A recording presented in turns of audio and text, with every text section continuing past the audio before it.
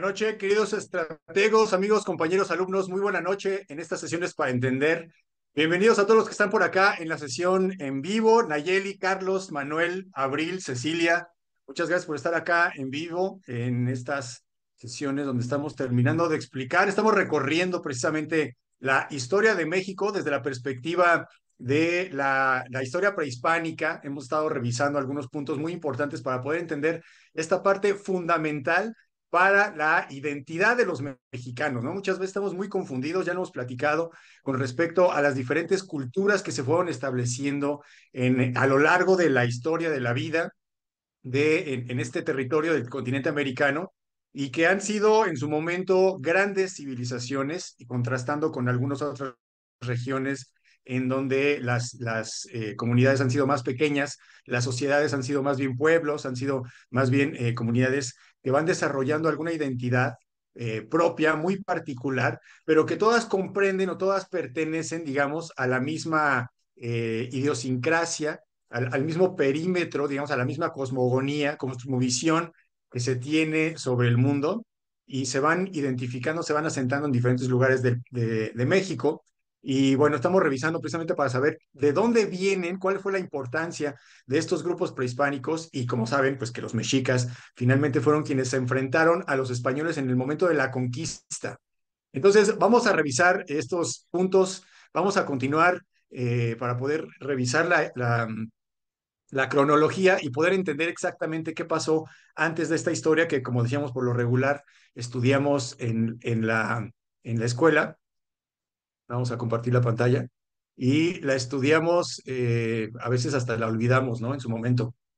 La vez pasada habíamos empezado, bueno, aquí habíamos estado revisando aquí algunos puntos de nuestras herramientas de escritura internacional. Vimos en este libro, que es el que estábamos precisamente abriendo, el capítulo Historia Exponencial, que es pues el curso donde estamos estudiando la historia del mundo, y veíamos que precisamente en este punto particular en el que se divide la historia de la concepción de la historia de la Edad Media a la Edad Moderna, es justo este momento de ruptura, de coyuntura entre un espacio y otro, entre un momento y otro, en el que cambiaron los ejes de la economía, los ejes de la cultura, ¿no? Y además, pues se sumaron a este enfrentamiento, a esta llegada de los españoles a este nuevo continente y todo lo que implica, ¿no? Entonces veíamos que justamente en este momento fueron pasando paralelamente ciertas cosas y nos habíamos quedado en la parte de Hernán Cortés cuando ellos estaban haciendo los primeros viajes y en algún momento nos topamos aquí con el gobierno de Axayácatl, perdón, de Moctezuma II. En algún momento aquí está, bueno, no es en algún momento, ¿no? Aquí estamos en el año 1502, revisando todo lo que había hecho Cristóbal Colón con los viajes de Colón, etcétera.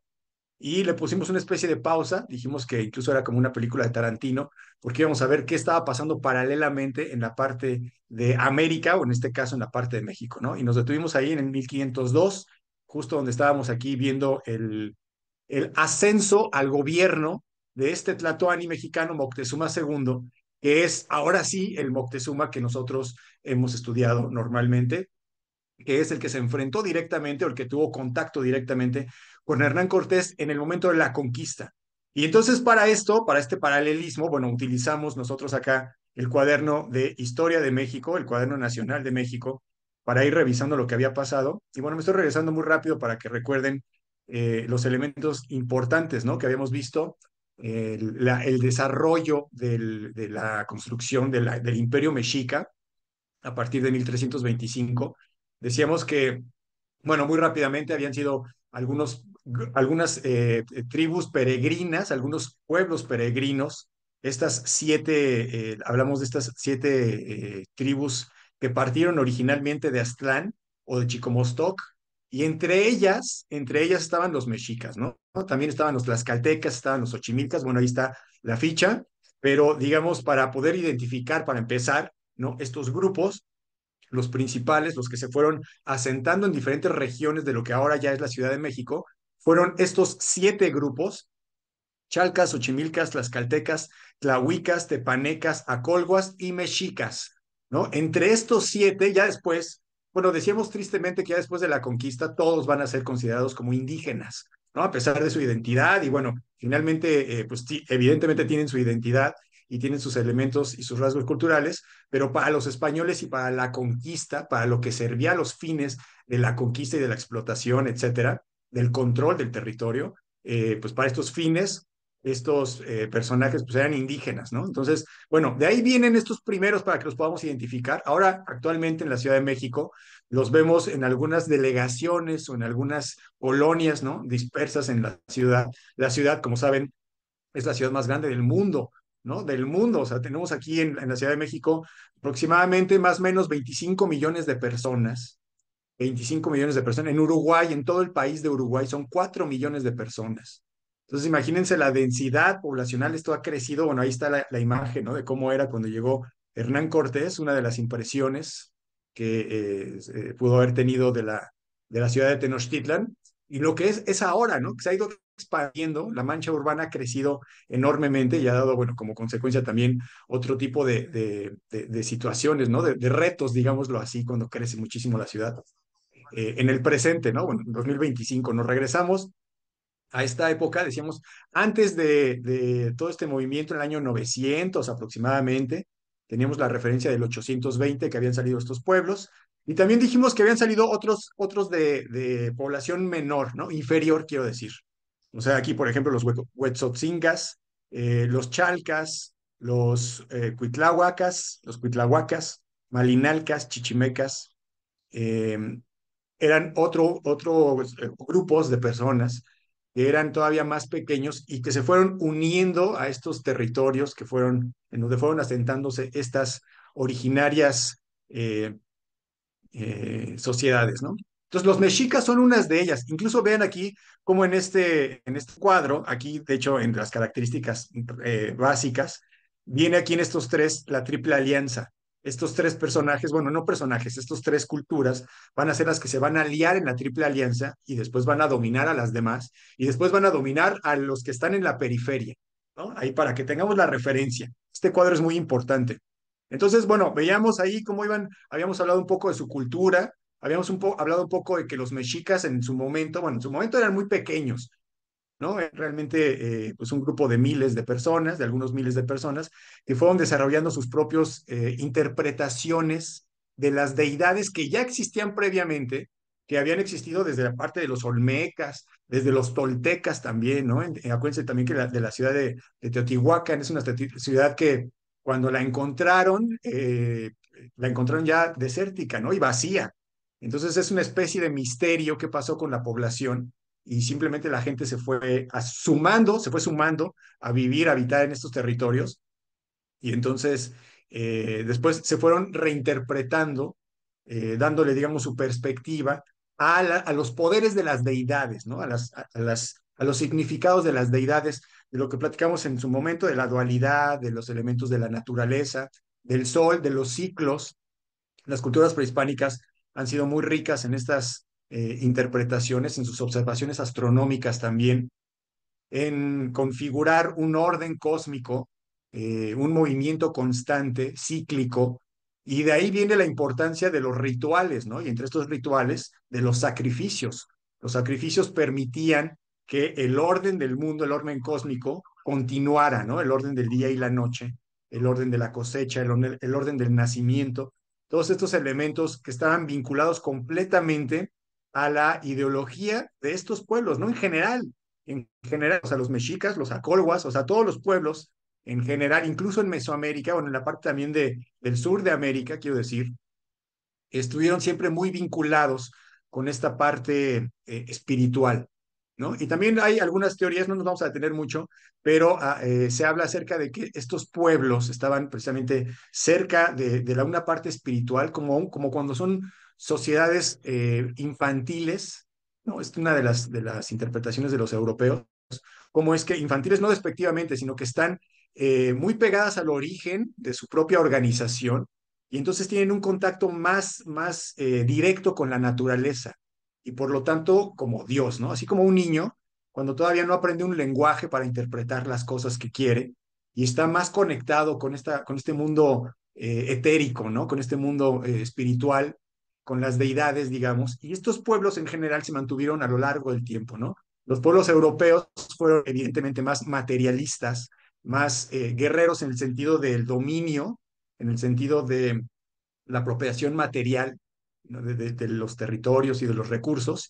Y en este caso, lo que buscaban fundamentalmente estos pueblos prehispánicos en las guerras floridas era capturar, por ejemplo, a los enemigos para ofrecerlos en sacrificio y entonces procurar el orden cósmico, ¿no? Y esto es algo que es muy difícil que pudieran entender los españoles al momento de su llegada, ahorita ya lo vamos a ver cronológicamente, porque pues para ellos, con esta perspectiva católica, pues veían como una blasfemia que les quitaban el corazón, que les cortaban las cabezas, ¿no? O sea, digo, evidentemente debe haber sido un espectáculo terrorífico, pero el significado que tenían ellos era mucho más espiritual, mucho más profundo, ¿no? Acuérdense también que cuando finalmente Hernán Cortés captura a Moctezuma, Moctezuma pues sabe que va a perder la guerra y le pide que lo sacrifique, ¿no? Que lo mate en este acto ritual de vencimiento de la guerra, y Hernán Cortés no lo hace, ¿no? No lo sabe interpretar. Entonces le perdona la vida y esto para ellos es una humillación. Ahorita la vamos a ver, ¿no? Es justamente esta parte de la historia, pero era la referencia, ¿no? Del concepto de la cosmovisión que tenían los pueblos con respecto a la vida y a la muerte, ¿no? Además, las sociedades eran mucho más una unidad social, ¿no? No tanto destacaban la individualidad de las personas, como en la actualidad, por ejemplo, ¿no? Como en la modernidad o en la posmodernidad, digámoslo. En este momento era una perspectiva mucho más en conjunto, ¿no? Bueno, decíamos también que rápidamente de los ya cuando empezaron a migrar estos grupos, el primero que fue más fuerte de todos fue Azcapotzalco. Vimos aquí que eran su iconografía son las hormigas, ¿no? Están trabajando ahí en lugar de las hormigas. Los asentamientos de Azcapotzalco, el gobierno de Azcapotzalco estaba fundado sobre todo por tepanecas y algunos chichimecas. Acuérdense que los chichimecas estaban en el centro, en el norte, y eran otra tribu, ¿no? Que eran seminómadas. Pero sobre todo los tepanecas eran los que venían organizando el gobierno y se habían estado imponiendo ante otros pueblos más pequeños, ¿no? Después salieron los acolguas, después salieron los mexicas, ¿no? Acuérdense también que los mexicas precisamente salieron y estuvieron buscando, estuvieron vagando mucho tiempo, buscando el lugar en donde podían asentarse. Hablamos de la mitología que había dicho que pues, la conocemos, ¿no? El águila posándose en un nopal, comiéndose una serpiente, que era lo que simbólicamente buscaban. Y dijimos que pasaron por varios lugares. Aquí está, ¿no? Se asentaron en Cuihuacán, en Acolhuacán o Acolhuacán. Esta cuestión de los acentos también es particular de las traducciones al español, ¿no? También no sé si han escuchado que en algunas personas le dicen Teotihuacán y otras le dicen Teotihuacán y se defienden por la cuestión del acento y del idioma español. Y bueno, finalmente son cuestiones interpretativas, ¿no? No hay una cuestión correcta. Pero bueno, ahí está, ¿no? Entonces se quedaron establecidos los mexicas.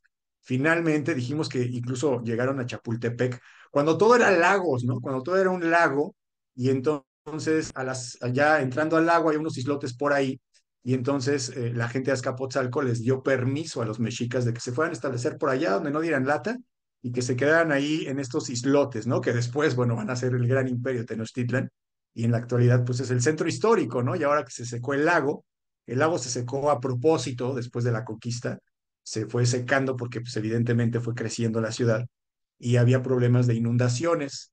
Y entonces se fueron desviando las aguas de los lagos, también se fue evaporando, pero fue a propósito, ¿no? Además, la urbanidad fue creciendo y obviamente requerían del espacio.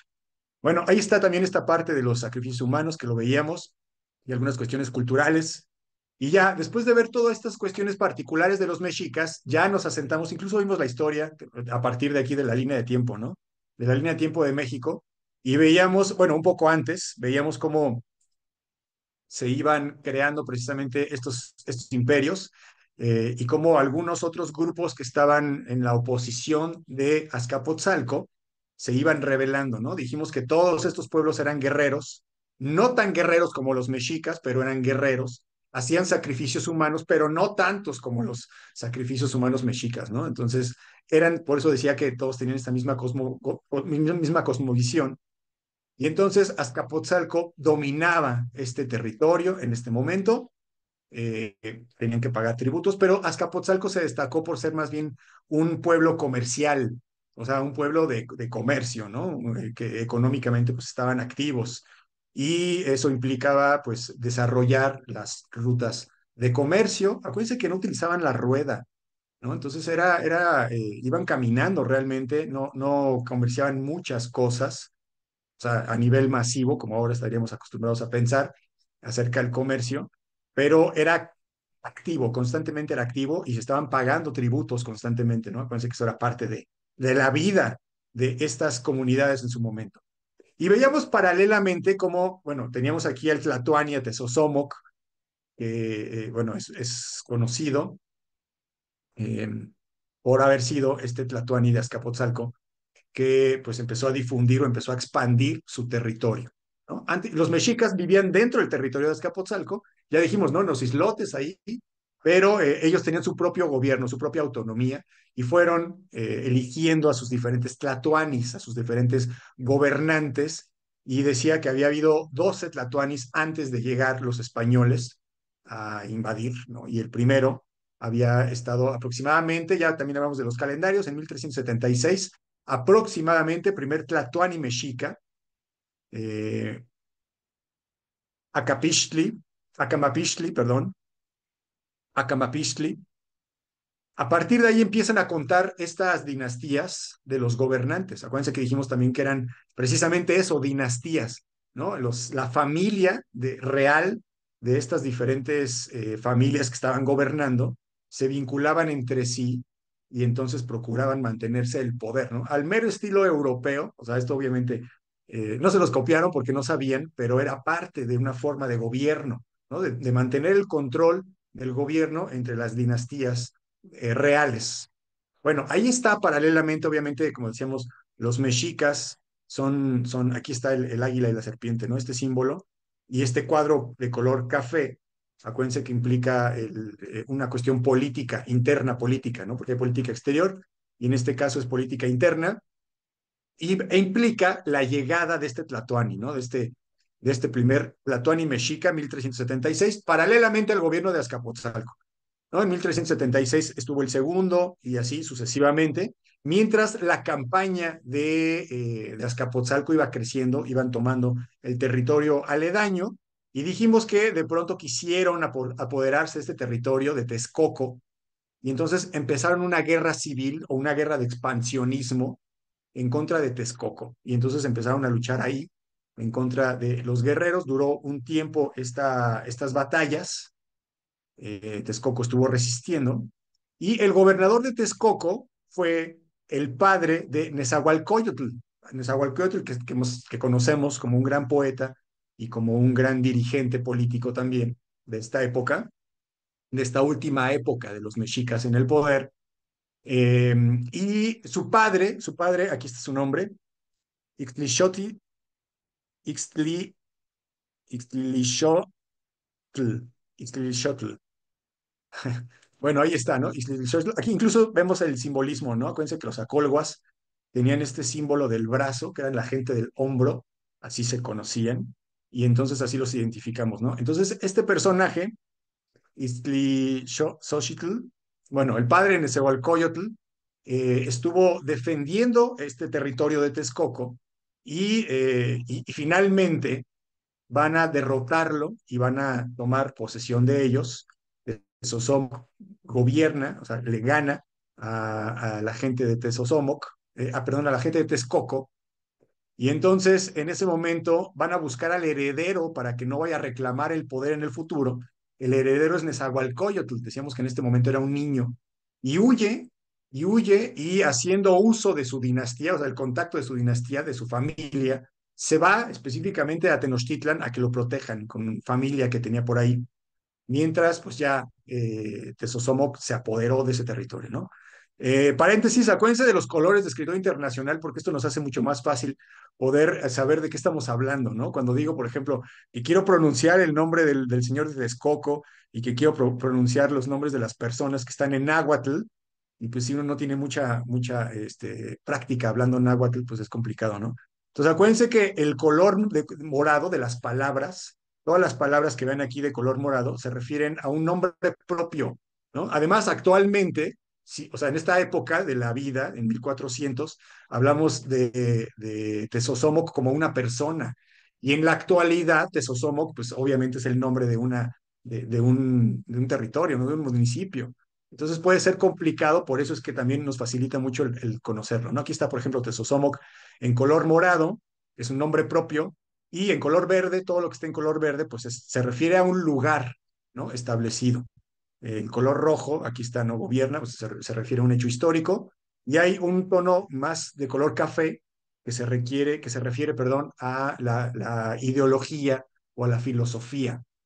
Entonces, vean cómo todas las palabras pues están coloreadas para que puedan entenderlas más rápidamente, ¿no? Más rápidamente. No les pase lo que ahorita que estoy tratando de hablar, de decir algún nombre en náhuatl, y por lo menos sepamos exactamente si es un lugar, es una persona. Esto también funciona cuando hablamos acerca de los árabes, ¿no? Y de los nombres en árabe también lo son un poco complicados.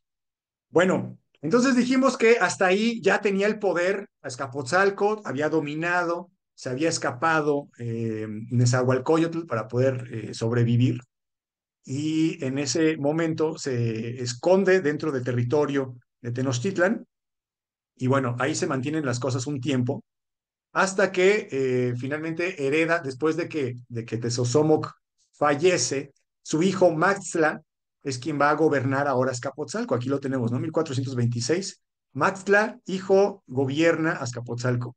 Y este hijo es muy impopular, la gente no lo quiere. La gente no lo quiere y empieza a haber revueltas inmediatamente, pero pues él tiene todavía el ímpetu del expansionismo del padre, ¿no? La política de expansionismo del padre, y entonces va a buscar perseguir a Nezahualcóyotl para poder evitar que pudiera regresar en algún momento y organizar a la gente de Texcoco nuevamente, ¿no? Y es en el momento en el que van a la capital. Bueno, decíamos que están, bueno, la que es capital actualmente, ¿no? En Tenochtitlan, lo que es actualmente. Y entonces, en ese momento, el Tlatoani que estaba gobernando en México Tenochtitlan era Chimalpopoca. Aquí lo íbamos a buscar. Aquí está Chimalpopoca. Bueno, llegó al poder un poco antes. Aquí en la línea de México se puede ver también los años, ¿no? Vemos la perspectiva de los años. Eh, Chimalpopoca había sido el tercer Tlatoani. Aquí está, tercer Tlatoani, 1417 llegó al poder. Estuvo en el poder pues 3 años, 4 años, y después Maxtla, el hijo de Tezosomoc, va a perseguir a Nezahualcóyotl ya para buscar que no vaya a reclamar el poder. Y como este estaba dentro del territorio mexica, lo estaban protegiendo, se le ocurre a Maxtla asesinar a Chimalpopoca, que era el Tlatoani, ¿no? Digámoslo ahorita para poderlo entender un poco mejor, sería como el gobernador, como que el presidente era Maxtla, y entonces dentro del territorio de Maxtla había un gobernador que era Chimalpopoca y que estaba protegiendo al heredero al trono de Texcoco. Entonces se le ocurrió a Maxtla asesinarlo, bueno, lo mandó a asesinar, y esto provocó la ira obviamente, de los mexicas que les habían asesinado, les habían matado a su dirigente, a su Tlatoani. Y entonces, inmediatamente, así como ahora, ¿no? No puede quedar sin poder en la estructura de gobierno, inmediatamente fallece o muere, o hay un magnicidio en este caso, ¿no? Entonces muere este Tlatoani, e inmediatamente Izcoatl, que es el cuarto Tlatoani, sube al poder. Izcoatl tenía esta idea, es mexica, evidentemente, estábamos hablando de los mexicas, y entonces él se le ocurre estar ya en desacuerdo con el poder que había tenido Azcapotzalco, Tezosomoc, Quimaxtla, y entonces se le ocurre rebelarse, ¿no? Rebelarse y buscar la independencia, buscar dominar o contrarrestar este gobierno, dar un golpe de Estado, ¿no? Es lo que conocemos actualmente como golpe de Estado, y entonces se va a juntar precisamente con estos otros grupos de que venían todos de Aztlán, lo que decíamos al principio, ¿no? Para formar la Triple Alianza, y aquí está, ¿no? Texcoco, Tlacopan, que actualmente es Tacuba, dijimos también que está todo muy céntrico, ¿no? Aquí en el centro de la Ciudad de México, pues está prácticamente, son vecinos, ¿no? Territorios vecinos. Y evidentemente Tenochtitlan, que era el que dirigía, y a partir de ahí, Izcoatl va a llevar el liderazgo de esta Triple Alianza. Se le fusionaron a los mexicas estos otros grupos, lo que les permitió inmediatamente, aquí como vemos en la flecha, ¿no? Inmediatamente la batalla de Azcapotzalco al otro año, 1428, la Triple Alianza se estuvo planeando, pero se conformó en 1427. En 1428 ya tuvieron la organización correcta para enfrentar a este Tlatoani, a Maxtla, y se mantuvieron en el poder, ¿no? Fue una guerra muy rápida. Ya a partir de ahí, 1429, por eso está aquí este guerrero azteca, porque a partir de ahí el territorio del centro de la Ciudad de México se convierte en territorio de los mexicas, ¿no? Territorio de Tenochtitlan, de la ciudad de Tenochtitlan, y empieza a crecer. Y empieza a crecer porque empieza, pues obviamente, con el mismo expansionismo, ¿no? O sea, no querían el expansionismo de Azcapotzalco, pero pues impusieron su propio expansionismo, ¿no? Así como lo que pasa ahora, que pues en los países a nivel internacional no quieren el régimen de una potencia, más bien quieren el de otra, pero pues es prácticamente lo mismo, ¿no? Alguien va a dominar este vacío de poder. Entonces, en este caso, pues los mexicas dominan muy bien. Y además dijimos también, bueno, comentamos rápido que a este personaje también había sido el protagonista. Nezahualcóyotl había vuelto finalmente en 1429 a gobernar Texcoco, ¿no? Se quedó ya como gobernador de Texcoco, el hijo el legítimo, ¿no? El heredero legítimo del gobierno. Y, y ahí a partir de la Triple Alianza, bueno, él tenía este territorio de Texcoco, pero digamos que, pues ya, como dijimos, quien realmente llevaba el control, la dirección del gobierno era Izcoatl. Izcoatl empieza o continúa, como lo quieran ver, esta campaña de expansionismo. Pero acuérdense, ya también vimos algunos elementos de los mexicas, como los mexicas pues eran un poco eh, más rudos, ¿no? Digámoslo así, eran guerreros. Y entonces empiezan a imponer estas guerras floridas que ya existían, que son otra vez, ¿no? Las guerras para perseguir y capturar a los enemigos y no matarlos ahí, sino hacerles un sacrificio y procurar el ciclo, el orden cósmico, ¿no? Entonces, esto era todo su lenguaje y ahí van en esta expedición.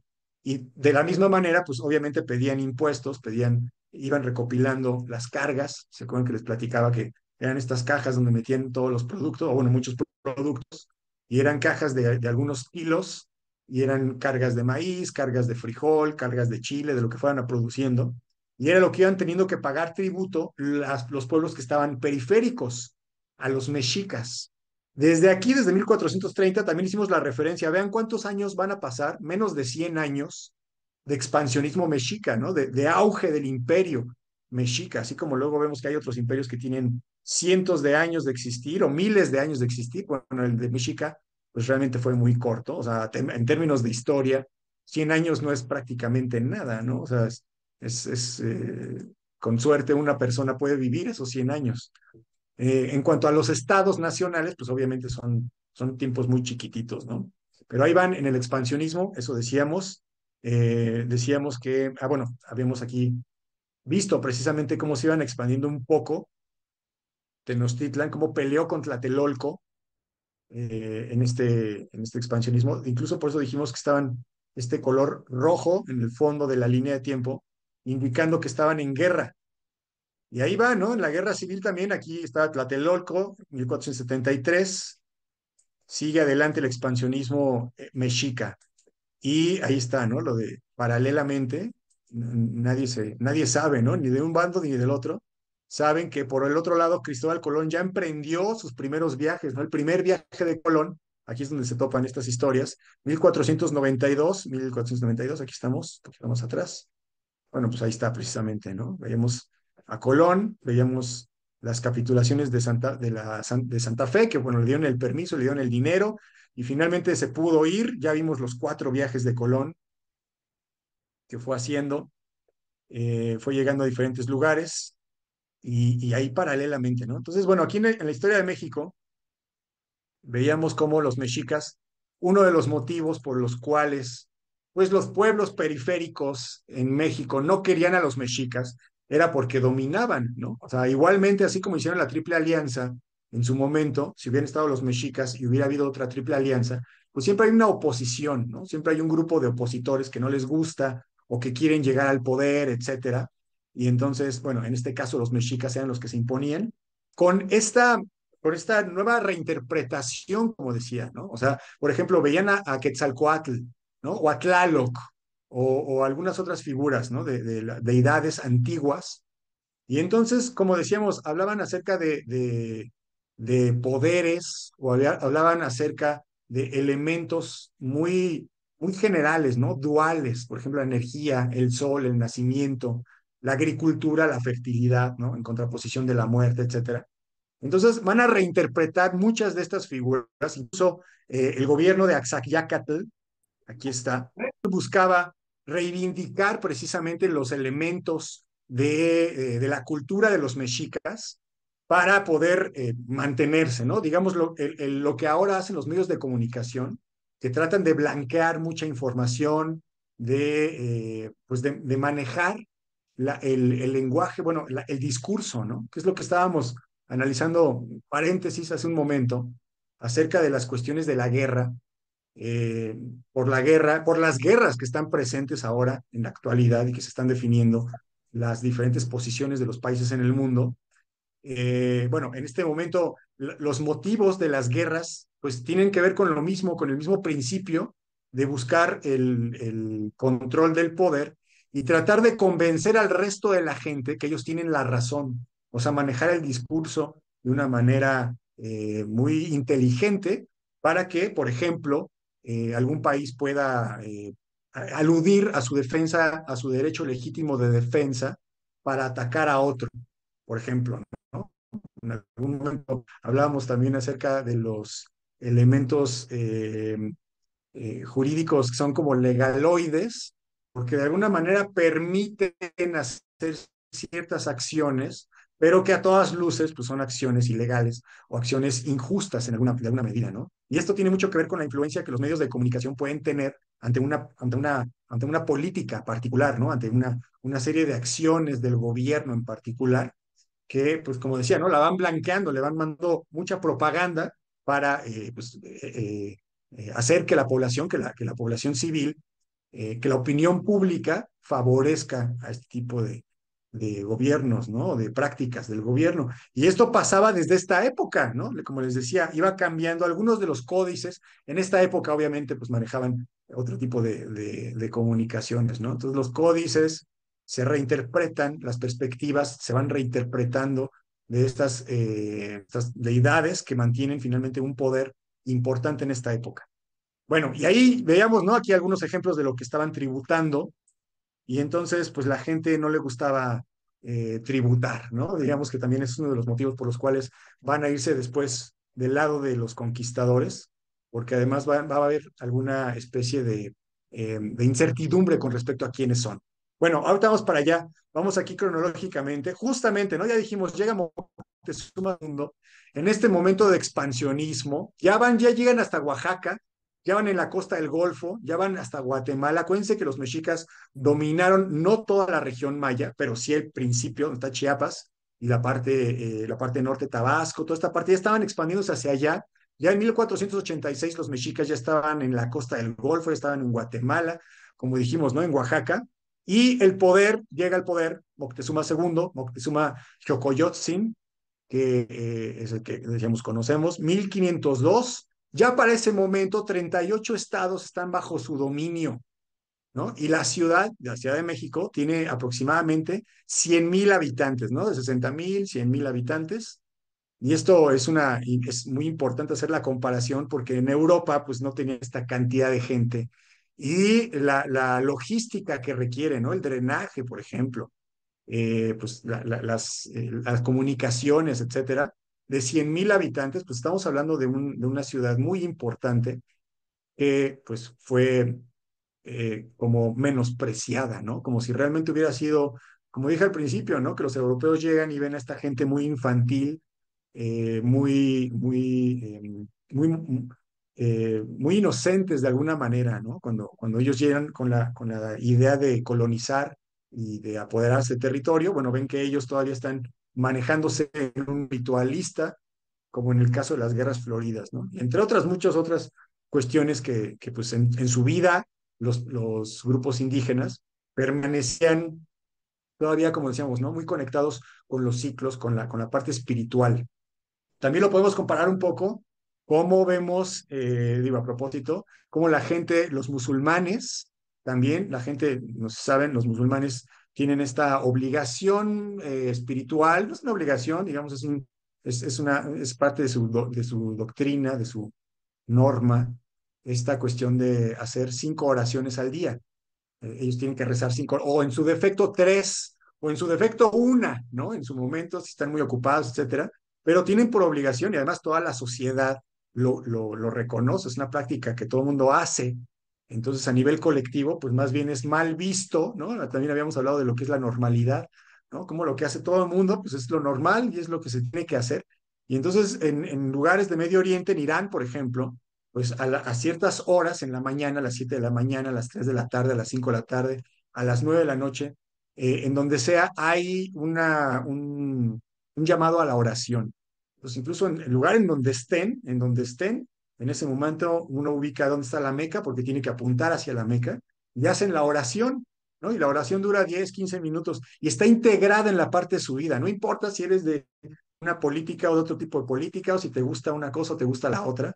Todos los musulmanes están dentro de esta perspectiva, ¿no? Entonces es un poco igual, o sea, es normal para ellos vivir de esta manera, ritualizar de esa manera, ¿no? La vida le dan esta ritualidad, cosa que en Occidente, y como decíamos, ¿no? La perspectiva racional, ¿no? La perspectiva kantiana, racional materialista, ya se aleja un poco de esta parte espiritual, ¿no? Para la parte occidental, que ahorita precisamente con la modernidad, pues están definiendo las ideas del empirismo científico, del conocimiento verdadero pasado por el proceso de investigación científica, porque si no, no es real. Entonces las partes que son espirituales, las respuestas que alcanzan esta parte teológica, que no se puede comprobar evidentemente con elementos físicos, pues va quedando descartada con el paso del tiempo. Y por eso es que descartan a estas comunidades en su momento, porque son, pues todavía están para los europeos, desde esta perspectiva muy espiritual, ¿no? Acuérdense que la modernidad implica precisamente recuestionarse todo lo que el dogma religioso, en el caso europeo católico, había dictado como que era parte de la vida, ¿no? Y que decían que llovía porque los ángeles estaban tristes y lloraban y en las lagrimitas, ¿no? Bueno, a veces exagero los ejemplos, pero me refiero a que las interpretaciones de los fenómenos de la naturaleza, pues todo era Dios. Y llega la ciencia a recuestionar y decir, no, no, no, yo no he visto ningún ángel que esté llorando. Yo más bien veo un proceso de que el agua se evapora, ¿no? Se eleva, se condensa, se precipita, etcétera, ¿no? Entonces, esto es una diferencia muy importante con respecto a la perspectiva que se tiene. Y quien gana, ¿no? Como decíamos también en algún momento, el que gana la guerra, más allá de escribir la historia, como dicen, ¿no? ¿Quién escribe la historia? Pues el vencedor. Más allá, marca la pauta, marca el modelo de lo que debería de considerarse como normal, como el estilo de vida, ¿no? Que muy en el fondo, las guerras, más allá de los recursos, son también por el hecho de la forma de pensar diferente del otro y porque la forma de pensar diferente del otro amenaza mi forma de vida. Y es lo que muchas veces en muchas políticas, por ejemplo en la política estadounidense, es lo que buscan defender, ¿no? Buscan defender, los Estados Unidos en particular, este estilo de vida, el American Way of Life. Entonces, ahí está, ¿no? El ejemplo paralelo. Se lo pueden imaginar como los musulmanes, pues es normal traer la burka, traer el hijab, rezar 5 veces al día, detener las actividades. En las estaciones del metro incluso están programadas las secuencias de los metros, de los trenes, para que paren en lugares, aunque estén en medio de la nada. En ese medio de la nada hay construida una mezquita y se para el tren 15 minutos en lo que la gente se baja, hace la oración, se vuelve a subir y sigue con su vida. Entonces está así de integrado estos elementos culturales que para nosotros los occidentales nos parece un poco, pues, no normal, ¿no? No normal, por decirlo de alguna manera. Entonces, están en esta cuestión, en esta perspectiva los mexicas en este momento, ¿no? 1502, ahí está el poder. Es un poder centralista, además, ¿no? Es un poder centralista, obviamente dominante, pues están en expansión, están dominando, evidentemente, tienen una gran cantidad de guerreros y, bueno, están desarrollándose en todo este Valle de México, ¿no? Ahí están las características del poder. Hay algunos pueblos, vean, aquí está el mapa, ¿no? Hay algunos pueblos que todavía no están conquistados de por completo, entre ellos los tlaxcaltecas, que hemos estado hablando de ellos. Hay algunos otros también que poco a poco van rodeando los mexicas y que, bueno, se van defendiendo las oposiciones, ¿no? En este caso, digamos que los tlaxcaltecas era una nación que es separada, distinta de los mexicas, de la cultura mexica, de la interpretación mexica, y que estaban reacios a querer compartir o pagar los tributos o verse sometidos por los mexicas, ¿no? Bueno, ahí están. Entonces vamos ahora sí a la parte de ya lo que sigue. Ya vimos que llega Cristóbal Colón, ahí están los 4 viajes, regresa a España, le enseña a los reyes de España pues, lo que consiguió, ¿no? Se lleva incluso unos indígenas, aves, etcétera, oro. Y entonces, acuérdense, pues el oro era lo que estaban buscando los reyes, ¿no? En esta época del mercantilismo económico, en la economía veíamos que lo que buscaban era ya establecer un sistema capitalista en el mundo y que estuvieran acumulando, ¿no? Acuérdense que el sistema capitalista es eso, acumular el capital, el dinero, reinvertirlo, volverlo a acumular y tener cada vez más ingresos.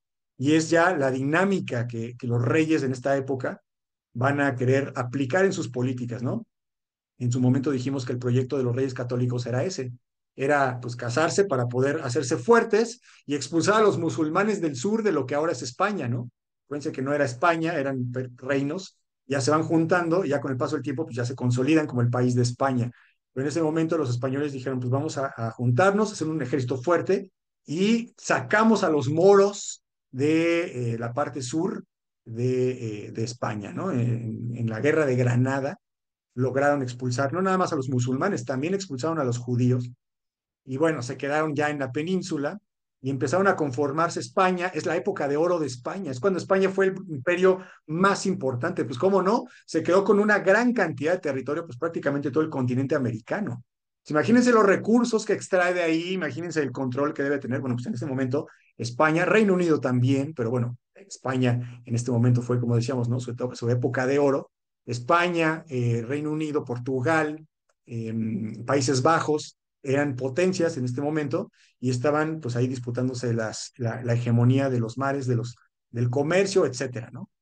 Y bueno, ahí van a llegar. El cuarto viaje de Colón, aquí está, bueno, este lo vamos a también ver aquí, de forma paralela con respecto al cuaderno de historia exponencial. Cuarto viaje de Colón.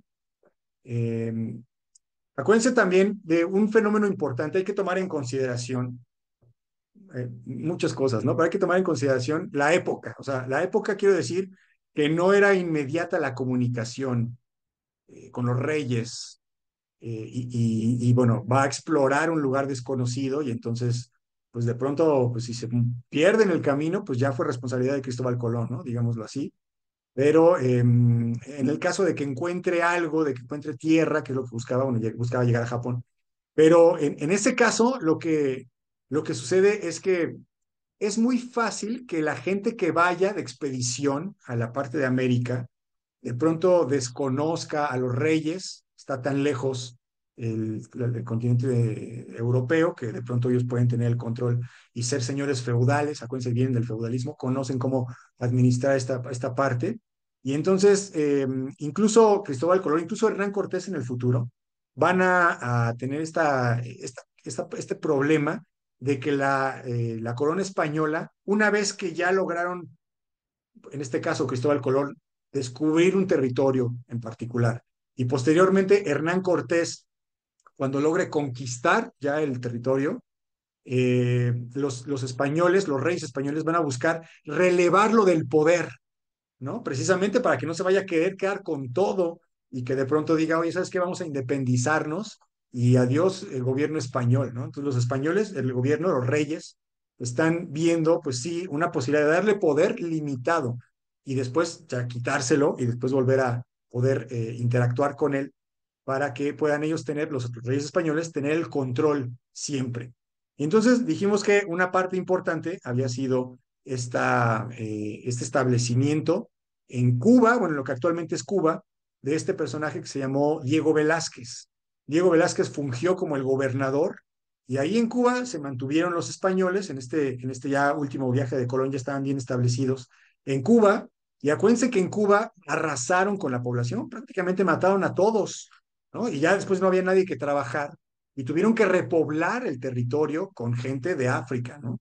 De ahí podemos ver pues el tipo de gente que habita actualmente la isla, ¿no? Porque en ese momento, eh, pues para los que dudaban, ¿no? Acerca de que no se había cometido un genocidio o no se habían cometido atrocidades en la época de la conquista, bueno, sí fue atroz la época de la conquista, ¿no? Tenían un poco este estandarte, ya también lo platicábamos, de que no consideraban a la gente, a los indígenas, no los consideraban humanos, no hablaban español, estaban ahí medio desnudos, hacían ofrendas a deidades de la muerte, entonces eran gente que no eran, pues así como muy reconocidos como seres humanos, ¿no? Y esto les facilita mucho, ¿no? Cuando ya uno no tiene culpa, pues imagínense lo que... Y además, como decía, ¿no? Tan lejos España, tan lejos toda la moralidad de lo que implica, bueno, esto va a empezar a expandirse a partir de ahí, ¿no?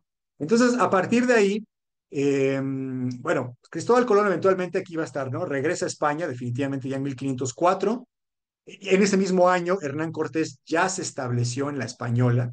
Él veía, ¿no? Hernán Cortés era pues una persona, un explorador, él también era bueno, especulaba precisamente con estos viajes y con este poder y estaba muy pegado a la oportunidad. O sea, él desde 1504 se fue a vivir precisamente a República Dominicana para poder estar cerca de las expediciones y tomar una expedición, ¿no? Posteriormente va a financiar incluso él varias expediciones de forma privada, pero ya está ahí muy atento para poderse aproximar al continente, ¿no? Y tener el control y que lo manden. Lo que buscaba Hernán Cortés era que lo mandaran a explorar, cosa que va a suceder un poco más adelante, ¿no?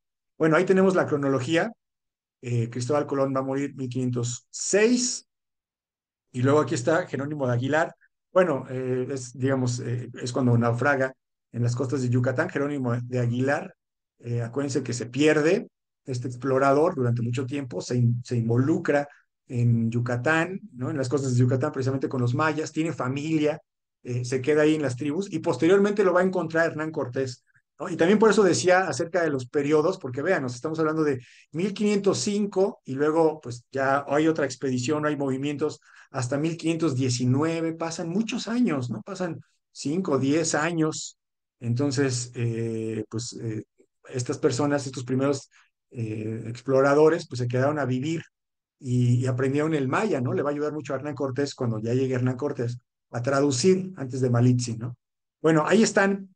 Y entonces, igualmente los españoles van a llegar 1513 a Florida, están ya explorando a partir de Cuba, dijimos, ¿no? De Cuba se van a todas las latitudes que puedan explorar.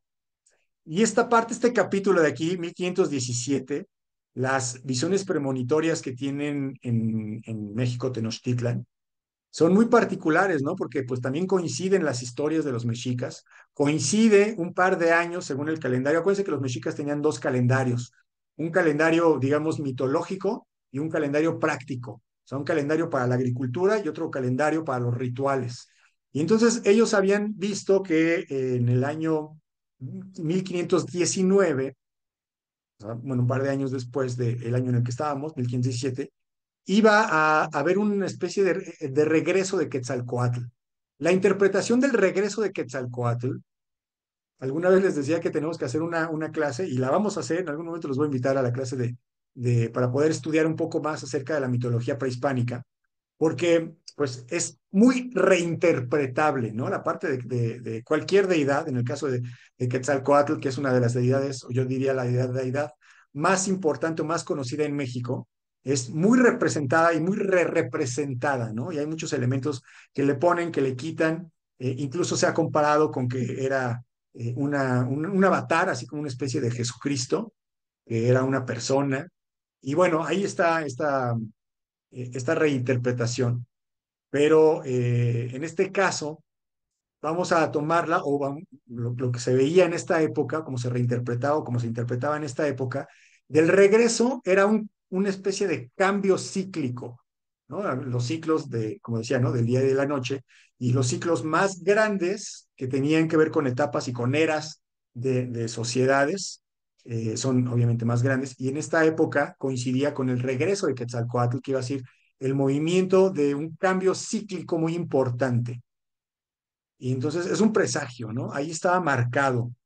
Y de pronto ya por estas fechas le van llegando informaciones a Moctezuma, que Moctezuma está en Tenochtitlan, está en la capital de México, y le van llegando informaciones de que llegaron unas personas muy raras ahí por estos territorios, por donde ellos mismos se están expandiendo, ahí en la zona maya, ¿no? En la parte de Yucatán, de estas personas raras que van llegando desde casas flotantes, ¿no? Decían, en el mar. Imagínense la impresión de ver eso. Yo luego les digo a mis alumnos también que es como si viéramos de pronto un ovni, ¿no? Entonces de pronto baja aquí el ovni y lo vemos que está aquí flotando y uno pues se queda maravillado, ¿no? A pesar de que pueda después ya ser muy normal, pero en el principio pues ver las carabelas y las interpretaciones que podían tener ellos, quiero decir, estos personajes que los veían por primera vez, pues estaban más bien, como decía, conectados con la parte teológica, ¿no? Fantástica. Entonces, no sabían muy bien cómo interpretarlos. No es que dudaran, ¿no? Porque también hay muchas interpretaciones diciendo que pensaban que era el regreso de Quetzalcóatl y que Hernán Cortés era Quetzalcóatl, ¿no? Así como tal. Y Moctezuma pensaba que era, no, no, no es que pensara, pues sí veía que era un humano, que era muy diferente. Sí se daba cuenta que tenía armadura, ¿no? O sea, sí se daba cuenta que el caballo y la persona eran dos seres distintos.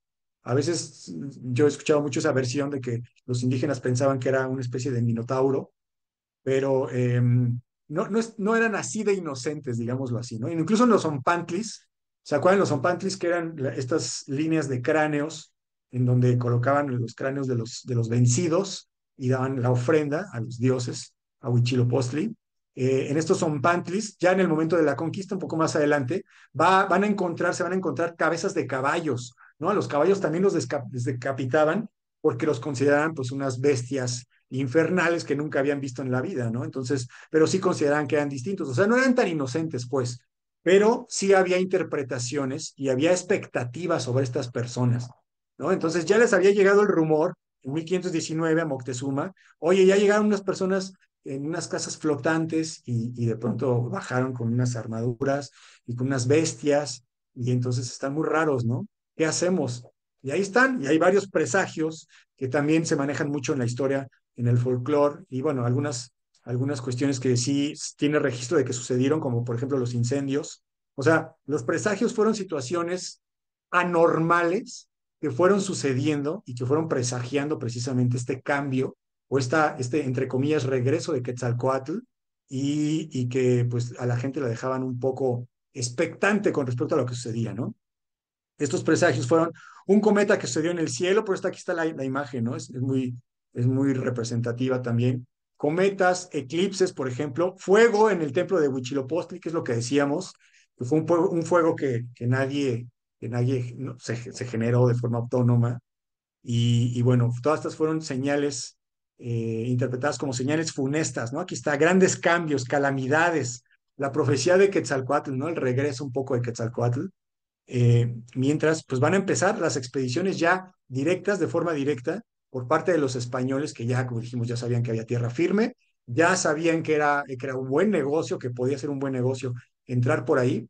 Y además, la fiebre del oro, ¿no? Acuérdense que la fiebre del oro, del mercantilismo, de la acumulación del dinero, que tiene que ver con pues, lo que los buscan precisamente los gobiernos en las colonias, lo que buscaban los gobiernos portugués y español igualmente en África y en Asia, pues aquí igualmente van a ver de qué manera pueden extraer oro o metales preciosos. Y entonces esto es lo que va a empujar ahora sí una gran mayoría, una gran masa de personas, de exploradores que van a buscar pues esta conquista, ¿no? Porque en la medida en la que conquisten, como sabrán, como sabrán, sí, pero vamos a ver también más adelante cómo se fue estructurando el orden colonial.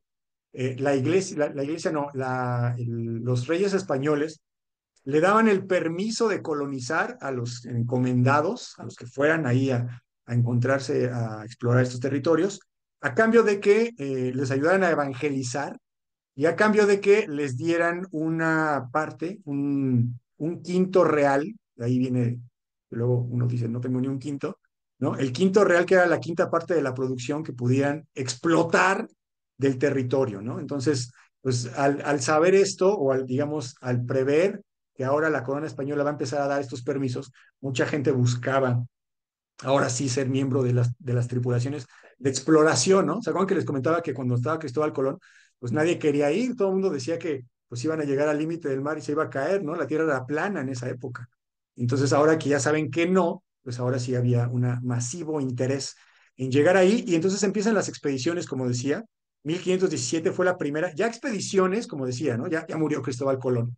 Expediciones para colonizar, para conquistar, ¿no? Son las primeras avanzadas que van a ir permitiendo, pues, saber también en dónde están los imperios o cómo se controla el gobierno, etcétera, ¿no? Todo lo que está en este nuevo mundo que crea toda la expectativa. Primera expedición, Francisco Hernández de Córdoba es quien va a salir primero. Expedicionarios salen hacia Cabo Catoche y Campeche, ya en el territorio nacional, ¿no? Porque hasta este momento sabían, nacional de México, quiero decir. O sea, hasta ese momento ya, como dijimos, se habían establecido en la isla de Cuba, en las islas alrededor, Haití, Filipinas, perdón, Haití, bueno, toda la parte de las Bahamas, todas estas islas, y ahora ya las expediciones eran a tierra firme.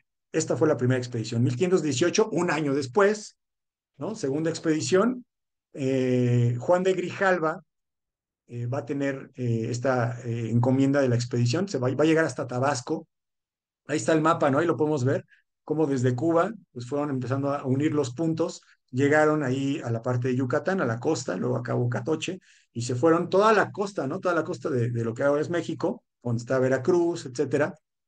Por ahí llegaron hasta el río Grijalva, ¿no? Y fueron quienes tuvieron en primera instancia, Juan de Grijalva, este contacto con los enviados de México Tenochtitlan, de Moctezuma, que los había mandado y les había mandado ofrendas, sin saber todavía muy bien quiénes eran, pero trataba de alguna manera de disuadirlos, ¿no? Es como en la actualidad, de pronto llega un gobierno hostil o un movimiento hostil, pues primero uno tiene que ver pues, de qué se trata, ¿no? Entonces, mandaba ofrendas en ese momento, que fue algo que evidentemente no evadió o no convenció a los españoles de regresar, sino que al contrario, ¿no? Con esta fiebre del oro que buscaban llegar a esta. También había muchas historias, ¿no? En el momento.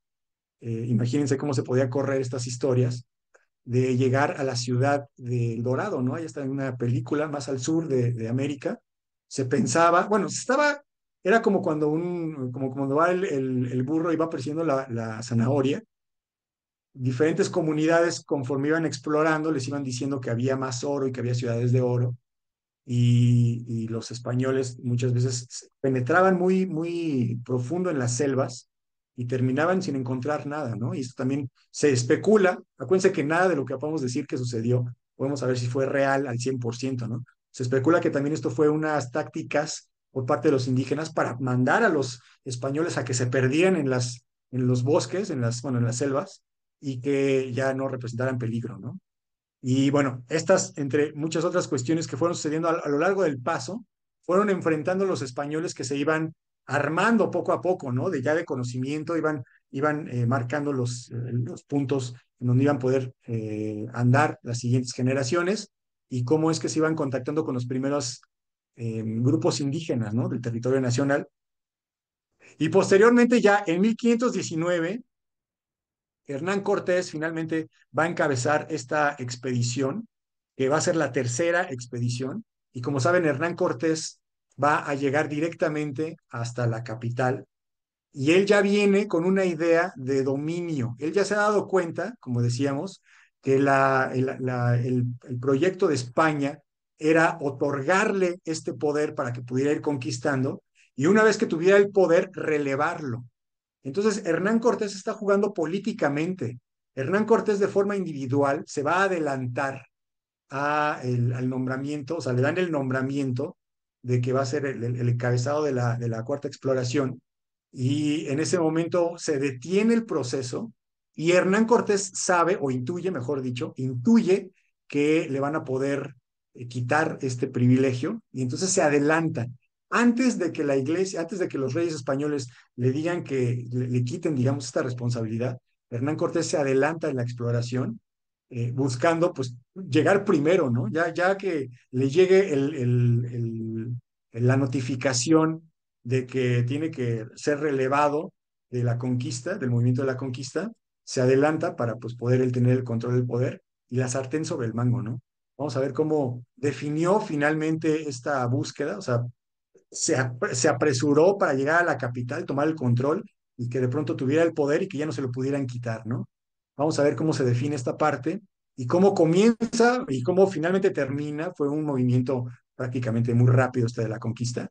Vamos a ver cómo se define en la próxima sesión para entender la conquista de México. Les agradezco mucho la atención prestada a esta sesión para entender y los invito a que nos vemos la próxima semana. Muchas gracias, jóvenes, compañeros, amigos, alumnos. Eh, Gracias. Me decía Alonso Ervin que se perdió el audio. Sí, fíjense que la vez pasada, los que estuvieron en vivo la vez pasada, se dieron cuenta que tuvimos ahí un conflicto con el internet y hemos estado tratando de solucionarlo y hemos estado probando varias cosas. Entonces, hemos estado implementando también cuestiones del volumen, del sonido y todo esto. Entonces, les recomiendo que nos vean ahí en la grabación, que la estamos compartiendo también ahí en los grupos, la grabación editada para que puedan ver pues ya con el audio completo, ¿no? Y si tienen alguna duda, alguna pregunta, pues también los invito a que la hagan para que vayamos enriqueciendo estas exposiciones. Ya nos quedan muy poquitas para poder explicar completamente qué pasó en la conquista. Y el objetivo es que podamos entender qué pasó, que podamos tener la historia a la mano, que la podamos manejar, que podamos imaginarnos la cronología, para que posteriormente, pues cada uno de ustedes pueda profundizar en el área que más le corresponda o tener un criterio propio y pues finalmente poder determinar qué es lo que consideran con respecto a este tema de la conquista y de la identidad de México. Entonces los invito a que sigamos por acá. No me despido, muchas gracias. Gracias, Ervin. Ya nos vemos en el futuro. Gracias, Lu. Gracias. Ahí está. Muy bien, muy amables. María, Alberto, María de la Concepción. Gracias. Nos veremos la próxima semana. Buenas noches, que descansen. Adiós.